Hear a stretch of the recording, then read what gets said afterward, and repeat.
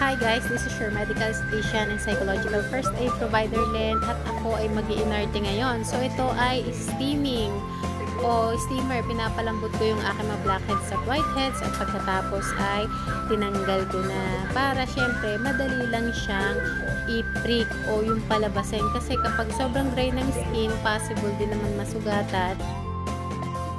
Ito naman ay naglagay ako ng gold mask. So, ninipisan ko lang kasi laser treatment yung gagawin ko. So, magkaugnay kasi yun, yung mask mo at saka yung laser treatment mo para mas maganda yung kalalabasan. So, yung iba kasi basta mask lang tapos ganun na lang. So, hindi ako.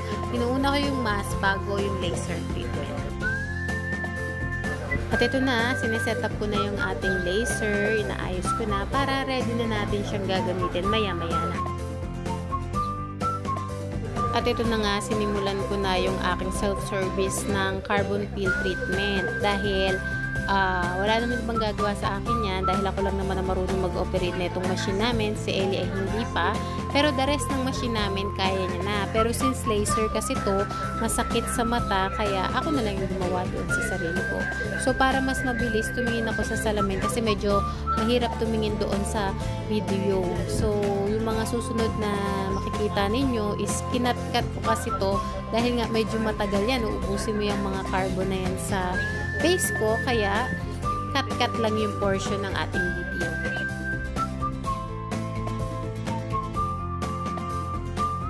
So, dito sa part na to, ang medyo critical kasi papunta na yan sa mata. So, maraming medical esthetician na talagang para makapag-ayos din sila ng sarili nila, especially kung sa laser, ipapagawa nila yun dun sa ibang facialist na kasama nila sa trabaho or ibang medical esthetician na kasama nila sa trabaho.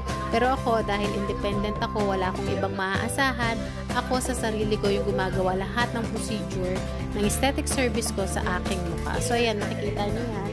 Talagang iniingatan ko. So, kung saan yung area ng mata, yun yung nakasarado. At the same time, kailangan yung hawak mo doon sa laser, kailangan din talaga na maingat. Dahil pag nagkamali ka, yung ilaw hindi natin kontrolado yan. Plus yung galaw ng kamay natin, doon nakasalalay yung kagandahan ng ginagawa natin or yung ginagawa ko sa sarili ko. Siyempre, kung hindi ko maiingatan ng sarili ko, paano ko maiingatan yung mga pasyente ko? Yun yung palagi kong sinasabi sa kanila na lahat ng procedure bago ko gawin sa kanila, nagawa ko na sa sarili ko. So, inuna ko muna yan dyan sa eye area. Kasi nga, hindi pwedeng yan yung mahuli dahil mas matagal na may expose yung mata ko doon sa laser light. Ibig sabihin, mas nakakadulin, mas nakakahilo. So, di ba minsan tayo pag nakasobra yung light sa atin is nahihilo tayo. So, akong ginawa ko, inuna ko muna yung doon sa mata ko. Para kahit tumagal yung laser exposure ko sa laser light, is hindi na ganun kalapit sa mata. Kasi kung ihuhuli ko yung mata, mas delikado siya. O, ayan. Tignan nyo, mukha na akong si Sonic. Sino ba yung cartoons na yun? Basta si Sonic, yun. Yung blue mabilis tumakbo. So, yan. Inuna ko na din yung aking sa may kilay. Pero, ang pinakahinulik ko is yung sa noo. Kasi kapag sa noo, hindi na ganun yung exposure dun sa liwanag.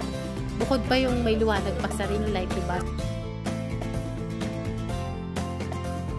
Ayan. So, ito malapit na tayong matapos dito kasi almost half na nung face ko yung natatanggalan ko nung carbon. Ang kagandahan kasi ng Hollywood facial or carbon peel facial is hindi lang po yung epidermis natin yung nabibigyan niya ng benepisyo.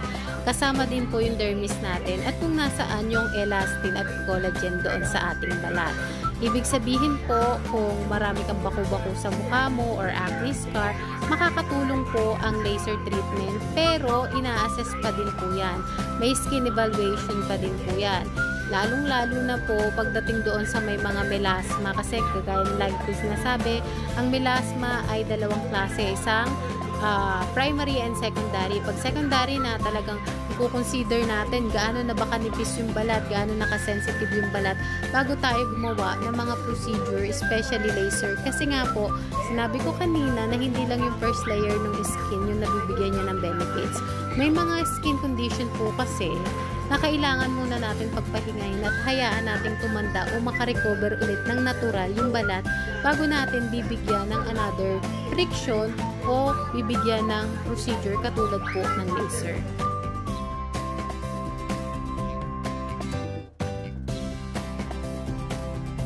Sa mga nagtatanong po kung magkano ang carbon peel facial na home service, pwede po kayo mag-inquire sa akin sa page.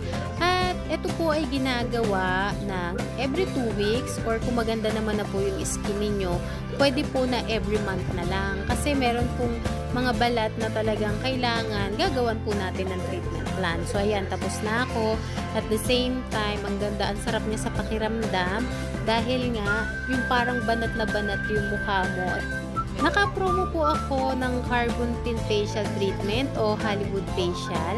Mag-message lang po kayo sa page para sa inyong home service schedule. At mas maganda po kung meron po kayong kasama na magpapa-carbon peel para po syempre sulit yung ibabayad nyo doon sa transportation allowance at ma-enjoy nyo na din po yung discount o yung promo price po natin. So, mag-message na po kayo sa page and God bless everyone. Enjoy life and stay in God grace. Bye-bye!